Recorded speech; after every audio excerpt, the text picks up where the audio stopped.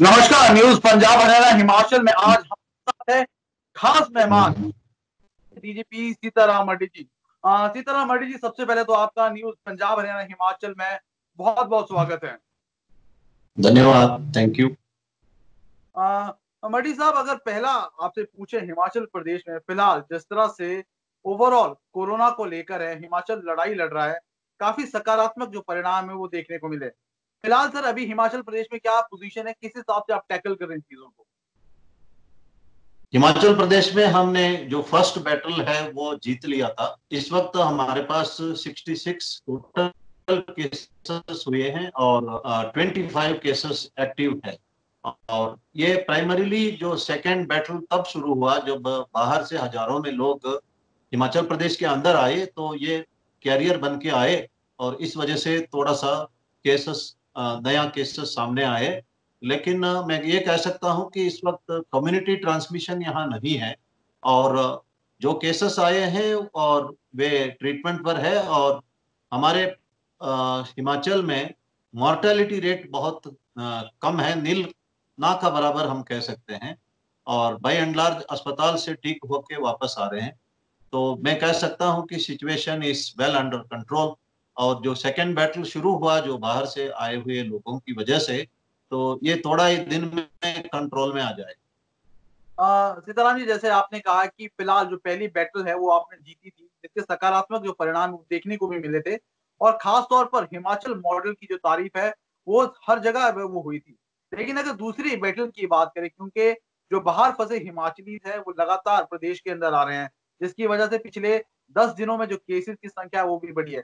Sir, कितना चुनौतीपूर्ण है ये इन लोगों को कंट्रोल करना, और किस तरह से वायरस को उस जगह पर कंट्रोल करना? ये चुनौती तो है हमारे लिए और इस पे हमें इन्फेक्शन चेन को काटना पड़ेगा। और पूरे भारतवर्ष में रिप्रोडक्शन रेट कम है और हिमाचल में बहुत ही कम है। लेकिन इन्फेक्शन चेन को हम लगातार काटना पड़ेगा। वो तभी संभव है अगर हम कॉन्टैक्ट ट्रेसिंग इसमें कर पाएंगे और हम सीडीआर एनालिसिस द्वारा और जो दवाई जो कांसी बुखार के लिए खरीदी जाती है इसके द्वारा हम लगातार प्रयास करते हैं। हमारा अपना तरीका है, उससे हम कॉन्टैक्ट ट्रेसिंग करते हैं और क्वारंटाइन में रखते हैं लोगों को। और इस क्वारंटाइन का सुपरविजन भी करते हैं। क्वारंटाइन जंप होने पर कड़ी कार्रवाई कर रहे हैं। Police is very strict whether for the entry in the barriers और within Himachal for violation of any kind. so because of the strictness we are able to break the infection chain. Mardi साहब, एक बड़ा सवाल ये है, क्योंकि अब जो बाहर से जो लौटे हिमाचली हैं उनको कंपलसरी क्वारंटीन करने के लिए, इंस्टीट्यूशनल क्वारंटीन के लिए कहा गया है। तो सर, कैसे सुनिश्चित किया जा रहा है कि जो लोग हैं वहां से जंप ना करे या फिर वहां पर कोई ढील ना बरती जाए? नहीं, जो इंस्टीट्यूशनल क्वारंटाइन है वहां पे हमारा पुलिस तैनात रहेगी बाहर, तो इसलिए वो कोई जंप करने का सवाल ही नहीं है। हिमाचल सरकार का पॉलिसी है कि जो रेड डिस्ट्रिक्ट से हिमाचल प्रदेश आएंगे आने वाले दिनों में, उनको इंस्टीट्यूशनल क्वारंटाइन में 14 दिन रहना होगा। और जो ग्रीन और ऑरेंज जोन से आ रहे हैं उनका सिम्टम्स देखी जाएगी, मेडिकल चेकअप होगा। अगर सिम्टम्स है तो वो इंस्टीट्यूशनल क्वारंटाइन में जाएंगे, अगर एसिम्टोमेटिक है तो वो होम क्वारंटाइन में जाएंगे। होम क्वारंटाइन के लिए हमारा अलग से सुपरविजन सिस्टम है।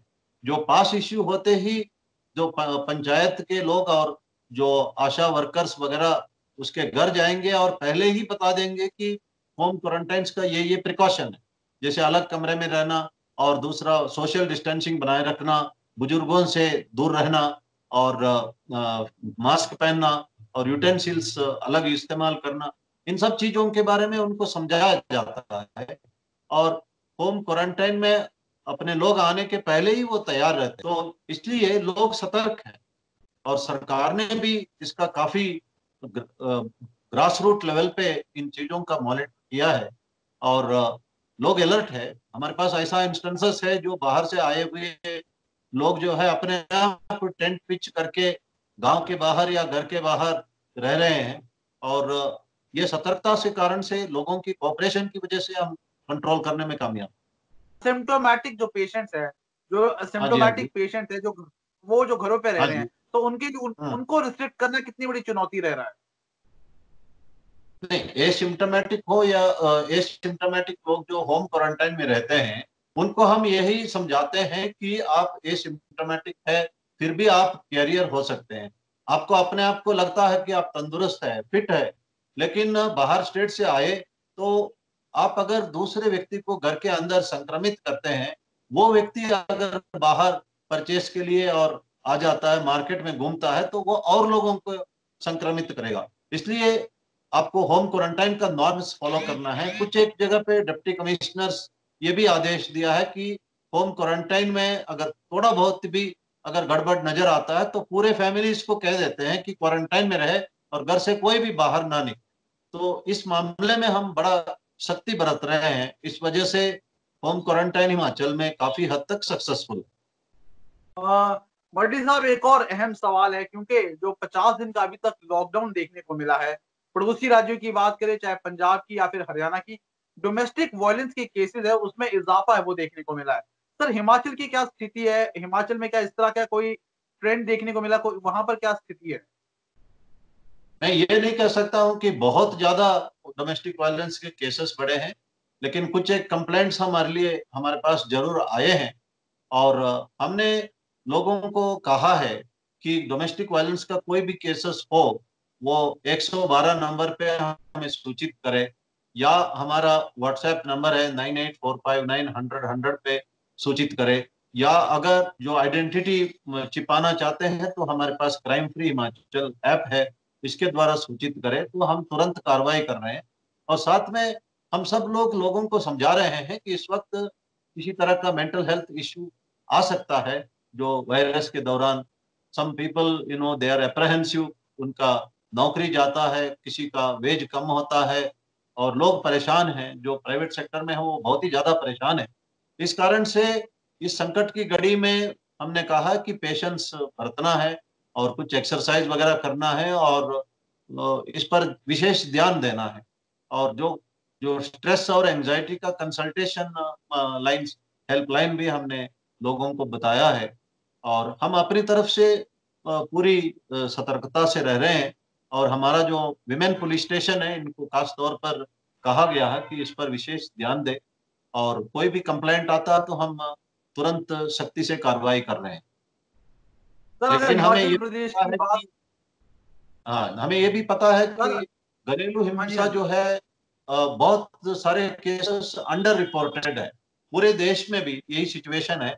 100% घरेलू हिंसा का केस रिपोर्ट नहीं होता है, क्योंकि घरेलू का स्थिति के अनुसार जो women will not come forward to complaint. So इस कारण से भी ये एक figure, it can be a suppressed figure also. लेकिन जो हमें कंप्लेंट आती है उसको हम बर्दाश्त नहीं करेंगे और उस पर सख्ती से कार्रवाई करेंगे।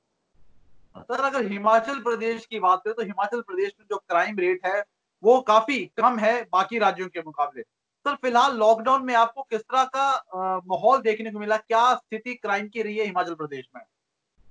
नहीं, क्राइम रेट सब जगह कम हुई है, क्योंकि ये जो चोरी, बर्गलरी, जो डेकॉइटी या जो भी इस तरह का केसेस है, लड़ाई झगड़ा का केसेस है, हर्ट केसेस है, इवन रेप केसेस है, इन सब में कमी तो आई है। और हमारा डिटेक्शन वर्क में भी कमी आई है, और ये स्वाभाविक है। सबसे ज्यादा हमें एडवांटेज मिला एक्सीडेंट केसेस में, क्योंकि गाड़ियां चलना ही कम हुआ तो एक्सीडेंट्स भी कम हुए हैं। और क्राइम कंट्रोल करने में ये एडवांटेज भी साबित हुआ।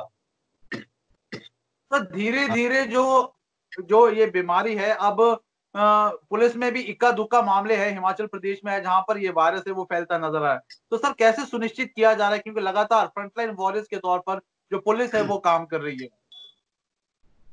हमारा फ्रंटलाइन वॉरियर के 2 केसेस हुए हैं।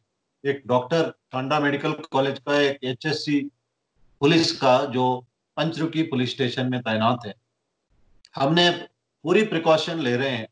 हमने जो बॉर्डर पे ड्यूटी पर तैनात है, इनको मास्क की, पीपी किट की और सैनिटाइजेशन की जो भी आवश्यकता है वो सब पूरा किए हैं। और हमारे जो लोग क्वारंटाइन सेंटर के बाहर है या अस्पताल के बाहर है, वो एक हाई रिस्क फेस कर रहे हैं। और हमारी तरफ से डायरेक्शंस दी जा रही है। भारत सरकार ने भी जो पुलिस के लिए जो प्रिकॉशन लेना है उसका गाइडलाइंस बनाए हैं, उसको भी हमने डिस्ट्रिक्ट एसपी को सर्कुलेट किया और उनसे अनुरोध किया कि इसको कड़ाई से पालना करें। और डिस्ट्रिक्ट एसपी और डीएसपी भी बड़ा क्लोजली सुपरवाइज कर रहे हैं कि किसी तरह पुलिस वाले संक्रमित ना हो। जो पंचरुखी में जो एक एचएससी जो संक्रमित हुआ है, उसके बारे में अभी तक कांटेक्ट ट्रेसिंग हम नहीं कर पाए। हम इसका पता लगाएंगे और उचित कार्रवाई करेंगे। मर्डी साहब, मेरा लास्ट सवाल आपसे है, क्योंकि जब तबलीगी जमात वाला पूरा इशू देश भर में हुआ था, तो जिस तरह से आपने जो पहल की थी, उस पहल को बाद में बाकी राज्यों ने भी फॉलो किया था। तो फिलहाल सर, अब जो बाहर से लोग आ रहे हैं सर, उनको लेकर किस तरह से आप अगली स्ट्रैटेजी बना रहे हैं जिससे ये वायरस है आगे ना फैले? देखिए, तबलीग जमात के जो आए थे उस संदर्भ में उस समय जो आवश्यकता था वो हमने कर लिया था। इस वजह से हम कंट्रोल करने में कामयाब भी रहे। तबलीग जमात के लोग और उनके फर्स्ट कांटेक्ट, सेकंड कांटेक्ट के लोग भी सामने आए, उनको क्वारंटाइन में रखा गया। और हमने जो मैसेज दिया था तबलीग जमात के लोगों को, उसमें हम जी। कामयाबी हासिल किए। और जहां तक अब जो दूसरे राज्यों से आने वाली बात है, हमारा स्टैंड वही रहेगा। अगर कोई चोरी चुपके से आया है, अगर वो संक्रमित करता है, तो उसके ऊपर भी हम वही कार्रवाई करेंगे जो जमात के खिलाफ किया। जमात हो या हिमाचली वासी हो, जो भी है, जो कानून का उल्लंघना करता है, कानून के उल्लंघना के आधार पर कार्रवाई हो रही है। और ये हमने हमारा मैसेज में बड़ी क्लियरली कह दिया है। और हम कर, तो इस कारण से वायलेशन हिमाचल में कम हो रहा है। और मैं ये समझता हूं कि पूरे देश में भी अगर हम सख्ती करेंगे और हम जो मतलब की बातें करते हैं और जो वायलेशन होता है उसको कड़ाई से उस पर कार्रवाई होगी, तो ये कंट्रोल करने में काफी हद तक हमें मदद मिलेगा। और हिमाचल में ये मदद मिला है। इसके अलावा हिमाचली काफी कोऑपरेट किए हैं और जो लॉकडाउन का आदेश है उसको कड़ाई से पालना किया उन्होंने। और पिछले 2 महीने से तमाम लोगों ने कष्ट झेला है और एडमिनिस्ट्रेशन के साथ, सरकार के साथ पूर्ण रूप से कोऑपरेट किया है। इसी वजह जी। से हम पहला बैटल बड़ा आसान से जीता है और दूसरा भी हम जीत पाए। धन्यवाद। बिल्कुल। धन्यवाद, बहुत बहुत धन्यवाद मर्डी साहब, आपने न्यूज पंजाब ने हिमाचल को अपना समय दिया। धन्यवाद मर्डी साहब। धन्यवाद। Thank you. Thank you.